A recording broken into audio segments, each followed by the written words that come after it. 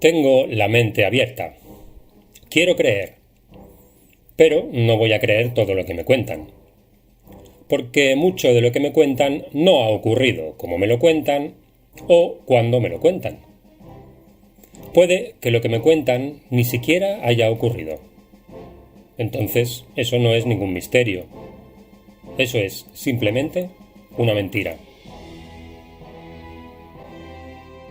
Para hacer más ágil la narración, nos referiremos a las localizaciones polacas con su nombre actual. Se incluyen los nombres alemanes en el apéndice al final del vídeo.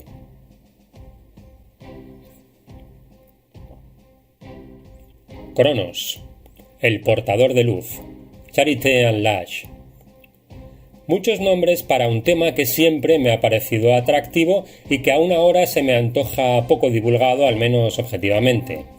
En español a día de hoy existen pocos vídeos en YouTube, un par cortos y muy genéricos mencionando el tema brevemente, incluso a partir de videojuegos, algún otro más extenso y que, aunque divaga y no aporta datos novedosos, me ha parecido muy honesto.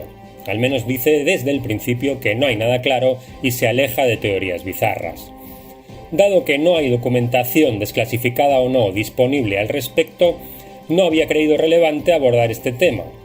Sin embargo, me he topado con un enfoque muy interesante, aunque no por ello del todo veraz, y para el cual no vais a encontrar hasta ahora en español vídeo alguno. Se trata de la relación de Die Glocke con la investigación atómica alemana durante la Segunda Guerra Mundial. Seamos claros, no hay, hasta donde mi humilde capacidad llega, por supuesto, repito, no hay documentos verificados que demuestren si llegó a existir siquiera, aunque diferentes indicios parecen apuntar que sí, o que expliquen en su caso qué función tenía este artefacto. Me explico. Por regla general, parece que al pensar en la campana vienen a la cabeza una serie de teorías poco o nada fundamentadas al respecto de una máquina del tiempo, un motor antigravitatorio, una nave espacial y otras cuantas más, a cual más ocurrente. Y sin embargo, tanto si entramos a valorar cada una de estas teorías, como si directamente las tachamos de delirantes, no encontraremos datos objetivos suficientes de ningún modo para afirmar o rechazar nada categóricamente. No es el propósito, pues, de este vídeo el analizar estas otras teorías alternativas. Sin embargo, hay una aplicación para la campana directamente dependiente de la investigación atómica y es el armamento biológico. El efecto de las radiaciones emitidas por el artefacto se estudiaría en plantas, animales y prisioneros de campos de concentración. Y aquí entrarían a formar parte del grupo de científicos elegidos personalidades como el Dr. Otto Ambros, experto en armamento químico. Pero empecemos por el principio. Die Glocke, la campana. Aparte del obvio parecido en forma, hay quien quiere ver en el nombre una referencia a un poema de Schiller llamado Das Lied von der Glocke, la canción de la campana, en el que se cuenta la historia de la construcción de una campana al tiempo que se ironiza sobre la vida y la humanidad en general. Desde la perspectiva nazi, la pureza del metal iría en línea con la pureza de la raza. El origen del mito de la campana parece darse tras la popularidad adquirida por el periodista aeroespacial y escritor británico Nick Cook, con su libro The Hunt for Zero Point, algo así como A la caza del punto cero, publicado por vez primera en 2001 y sobre todo con su documental de 2005 conocido como Una historia alienígena del planeta Tierra. El documental estudia casos ovni como Roswell, el proyecto Blue Book, los Foo Fighters y las mutilaciones de ganado, la operación Paperclip y menciona también la campana. Y en el libro, Cook expone su investigación al respecto de la tecnología antigravedad y se centra muy especialmente en otro libro, aparecido un año antes que el suyo, llamado Prawda o Wunderwaffe, la verdad sobre el arma maravillosa, del autor polaco Igor Witkowski, quien a la sazón obtuvo por alusiones sus 15 minutos de fama al aparecer también en el mencionado documental. El polaco declara haber tenido acceso a un documento correspondiente a los interrogatorios por parte de los aliados de un teniente general de la SS llamado Jacob Sporrenberg.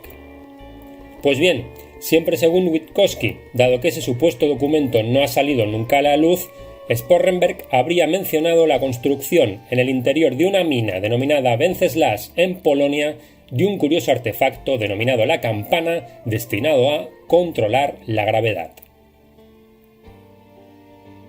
Se dice que además de estos supuestos interrogatorios de Sporrenberg hay otras fuentes que confirman indirectamente la existencia de la campana.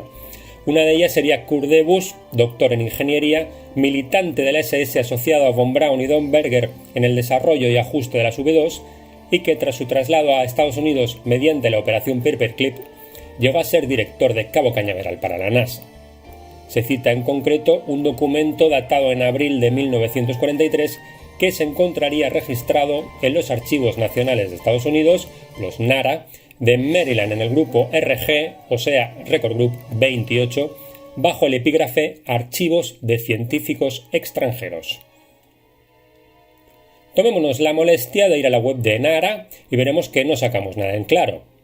Por favor, que me corrija un experto archivero si me equivoco, pero al respecto del grupo 28, este se establece en Kansas City, Missouri, y no en Maryland, y son archivos del Departamento de Correos. En la descripción leemos cartas e informes que documentan las investigaciones de inspectores postales en los estados de Kansas, Nebraska y Oklahoma. Y aunque hay gran cantidad de material disponible bajo este epígrafe, dudo mucho que los interrogatorios a Debus por parte de los servicios de inteligencia figuren clasificados entre inspecciones de oficinas de correos o investigaciones sobre irregularidades postales.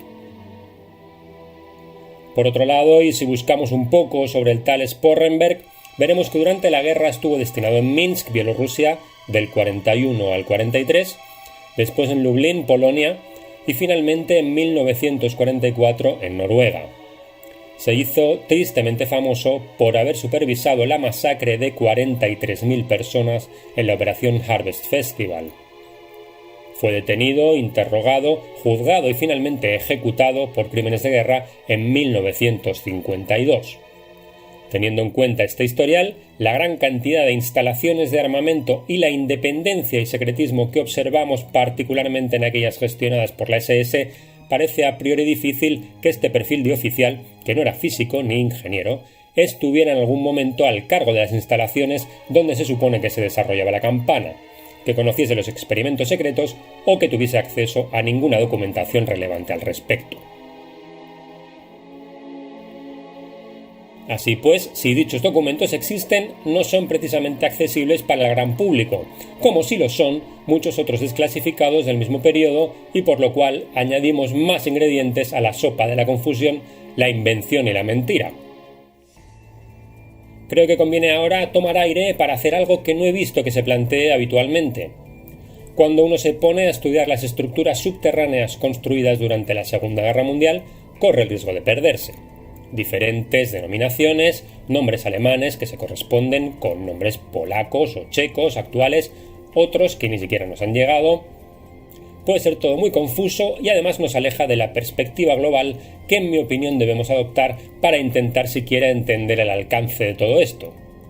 Esa perspectiva, en primer lugar, nos presenta en cuanto a dimensiones se refiere un panorama enorme, difícil de imaginar. Hay montones de complejos excavados por mano de obra esclava en la roca, bajo montañas, partiendo de minas, con kilómetros y kilómetros de túneles suficientemente grandes como para permitir la circulación de trenes enteros, búnkeres, cámaras, salas grandes como catedrales.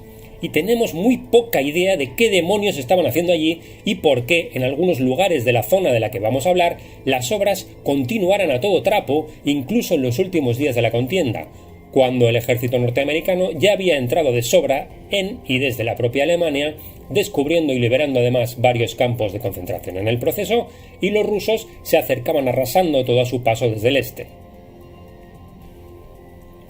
Pero vamos a situarnos geográficamente de manera más exacta. Estamos en Polonia, y más concretamente en una zona conocida como las Montañas del Búho. Como anécdota paralela, en esta zona los amigos de las historias parecidas a Die Glocke ubican también el tren del oro nazi perdido e incluso la famosa cámara de ámbar. Aquí se excavaron entre 1943 y 1945, que sepamos a día de hoy, 7 instalaciones bajo tierra de proporciones formidables. Por supuesto, las obras serán llevadas a cabo por prisioneros de campos de concentración, establecidos a tal efecto en la superficie, uno por cada zona de trabajo según fuese necesario y en un principio dependientes del campo de Gross-Rosen. Hoy se calcula que entre las obras propiamente dichas y las marchas de la muerte de principios del 45 para trasladar a los supervivientes murieron cerca de 5.000 personas. Algunas partes de estas instalaciones están hoy abiertas al público. Muchas otras se encuentran inaccesibles, derruidas, inundadas, no se han excavado todavía o simplemente quedaron inacabadas.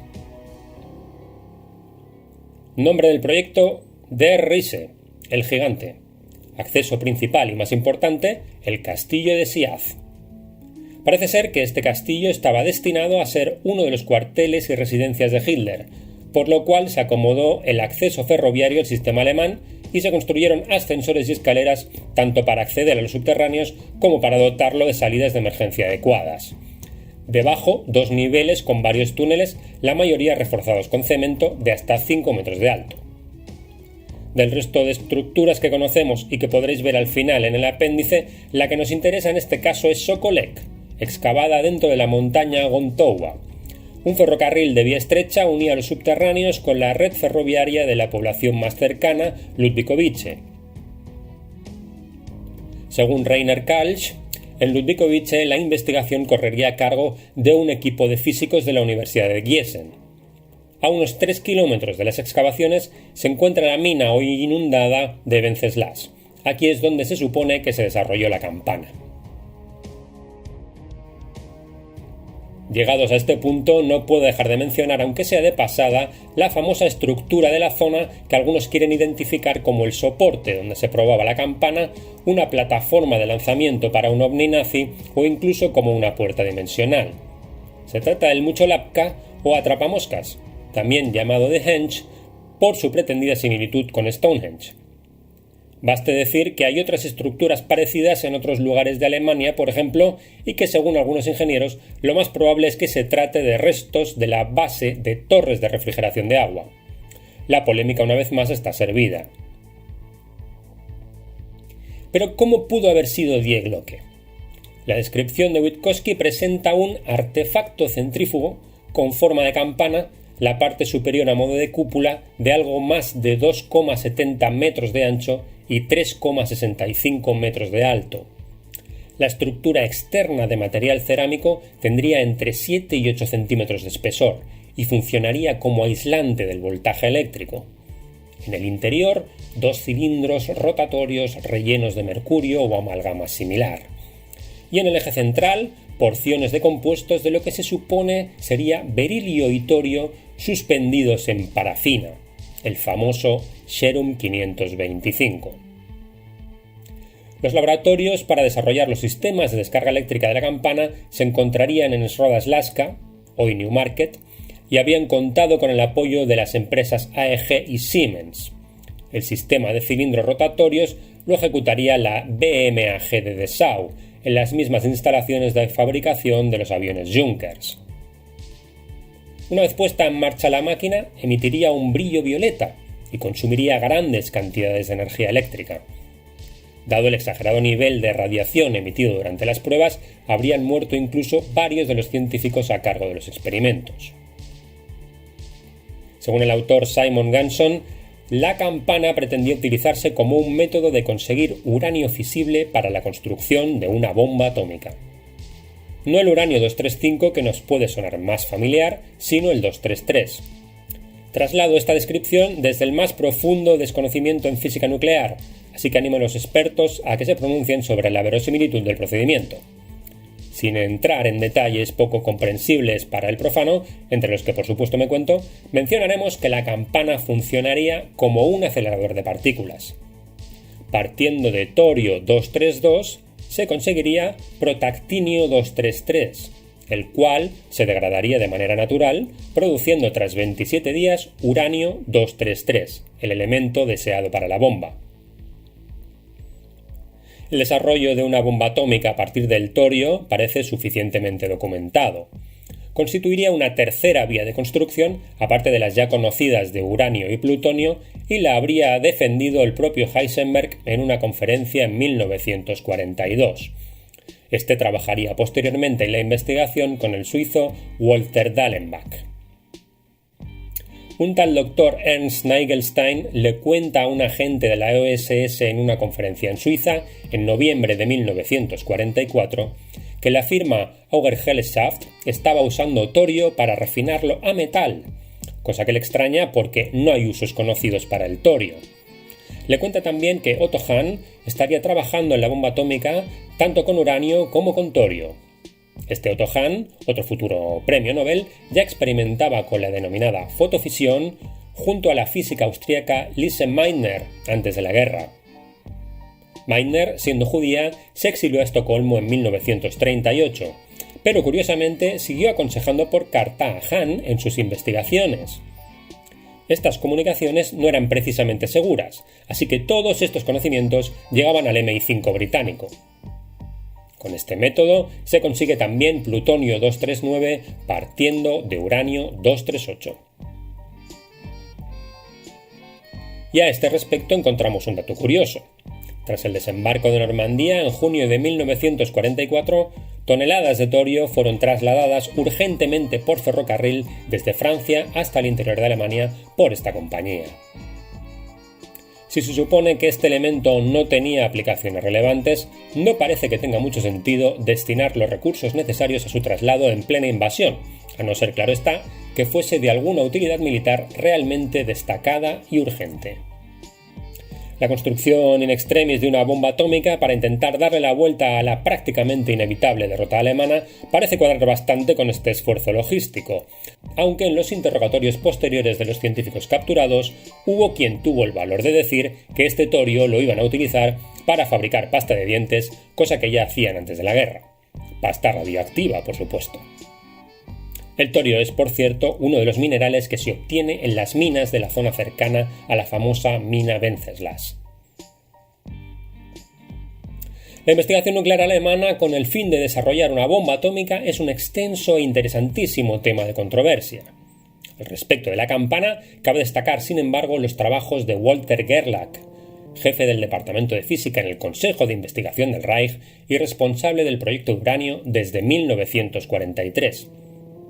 Este escribe un informe sobre el estado de la investigación nuclear en enero de 1945, y en él, además de sus vehementes quejas por la falta de recursos y sus consideraciones acerca de la energía nuclear con fines más técnicos que militares, figura un curioso dibujo que se asemeja a un generador, a una bobina Tesla o incluso a la campana en cuestión.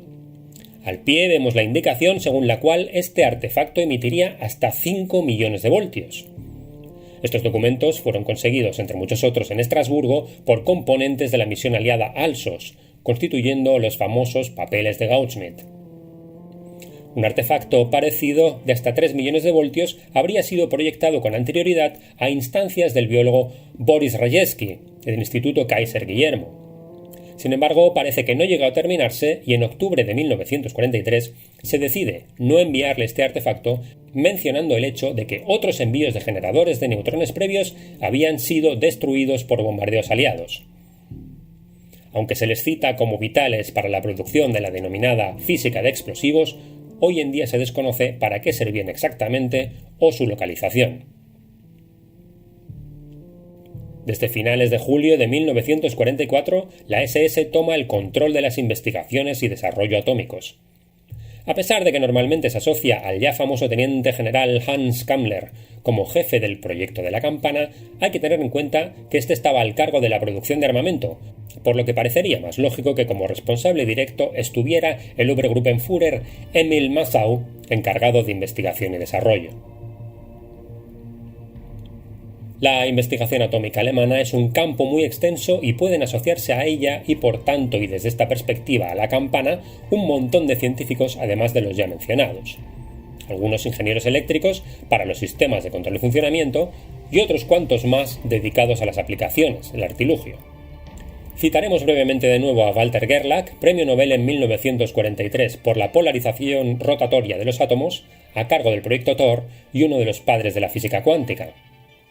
Para la campana, y según la teoría de Ganson, usaría este efecto de polarización en combinación con la fotoquímica desarrollada por Ronald Richter. Richard Kremer, ingeniero en electricidad para la AEG. El mencionado Kurt Debus lo denunciará a la Gestapo y uno de sus colegas, el doctor Karl Ramsauer, interviene para defenderlo indicando que el proyecto de alto voltaje en el cual trabajan, comisionado como secreto, no podría implementarse sin la ayuda de Kremer, ya que es el único empleado de AEG competente en este campo específico. Eric Schumann y Walter Trinks trabajaban en 1943 en un diseño de arma atómica de carga hueca, que usaría uranio 233 como masa fisible y del cual presentarían incluso la patente. Otros fueron Hermann Oberth, Otto Czerny y la doctora Elisabeth Adler. Esta última era matemática y en una de las teorías se le supone evacuada junto con Debus y la campana en un avión Junkers 390 en abril de 1945.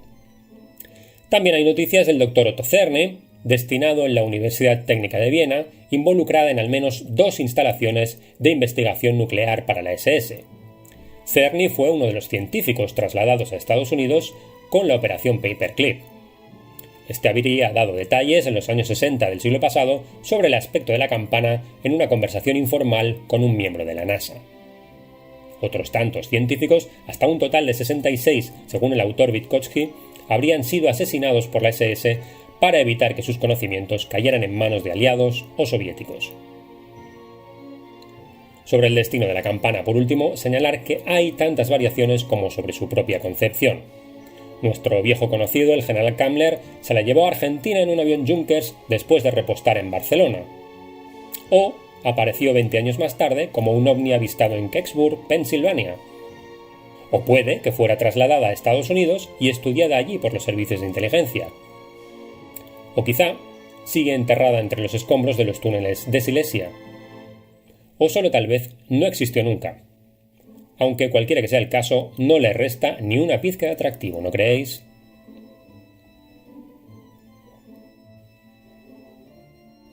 Der Riese, complejos y campos. Entre paréntesis el nombre alemán. Lusika. En la zona se establecieron un buen número de campos de trabajo relacionados con Der Riese, incluyendo la reconversión por parte de la empresa Krupp de 2 fábricas textiles para la producción militar. En el interior de una colina cercana se excavó un refugio antiaéreo. Algunos de los campos fueron Bustegierdorf, Donau, Oberbustegierdorf, Tannhausen, Kalbwasser y Marsbachtal. Sobon. Ubicado en el interior de la montaña, los túneles se comunicaban con la estación de tren de la población antes mencionada de Glusika. Aquí se estableció el campo de concentración del Arque. Jugovice. Ubicado en el interior de la montaña de Jaljavorniki. Los túneles se comunicaban en este caso con la estación de tren de la población de Olsiniek. Aquí se estableció el campo de Erlenbusch. Palacio de Jedlinka. Ocupado primero por la Compañía Industrial de Silesia y luego por la organización Todt, que estableció aquí la sede de gestión de todo el proyecto Riese bajo la dirección de Franz Xaver-Dorsch y Hans Mayer, llegando incluso a los 30.000 trabajadores. Contaba con refugio antiaéreo y antigas en la bodega y en las fases finales del conflicto evolucionó hasta convertirse en cuartel general para la reconstrucción de sistemas de comunicación. Blodars. Ubicado en el interior de la montaña. Aquí algunos túneles llegan a los 12 metros de altura, conectado con la estación de Olsiniek. Aquí se estableció el campo de Wolfsberg y hoy en día aún se mantienen en pie los barracones destinados a los guardas del SS. Sokolek. Ubicado en el interior de la montaña Gontowa, conectado con la estación ferroviaria de Ludwikowice. Por aquí se encuentra la famosa mina Venceslas. En esta zona se estableció el campo de concentración de Falkenberg, cerca de la aldea de Sowina, que contó con hasta 1.500 prisioneros. Rezeka. Situado entre los pueblos de Rezeka y Valim, dentro de la montaña Ostra. Algunos túneles llegaban hasta 10 metros de altura. Aquí se estableció en primer lugar el campo de Postelbartetorf. Osovka. Ubicado dentro de la montaña Osovka, hasta 8 metros de altura de túneles. En el interior se han encontrado 2 presas, así como equipamiento hidráulico de propósito desconocido. También se desconoce el propósito de un monolito de cemento de casi 30 metros, hundido en la roca más de 4 metros, cubierto de tuberías y drenajes. El complejo está conectado con la estación de ferrocarril de Glusica. Aquí se estableció el campo de Sauferwasser, del cual aún quedan restos. Castillo de Siaz, ubicado en la ciudad de Walsbrück. Parte de la colección de la Biblioteca del Estado prusiano se escondió aquí. Pensado inicialmente como cuartel y residencia para Hitler, entró a formar parte del proyecto Riese en 1944. Se comunicaba con la estación de ferrocarril de Lubiechów. Aquí se estableció el campo de Fürstenstein.